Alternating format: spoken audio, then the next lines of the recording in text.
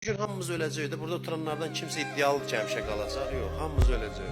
Ya qızdırmayla, ya hansısa bir şişlə, bir xəstəliklə, bir ürəyin deyə, axı bu ürək dayanacaq. Ya bir qəzada maşın vuracaq bizi, ya biz hər hansı bir şəkildə, sözün qısası. Bu ölüm ki var, kullu nəfsin zaiqətül maut. Ağıllı adam neyinir? Ağıllı adam deyir ki, bunu verim dəyərli bir şey qazanır. Əbədiyyət qazanır. Peyğəmbərlərin yanında oturum, İmam Hüseynin yanında oturum.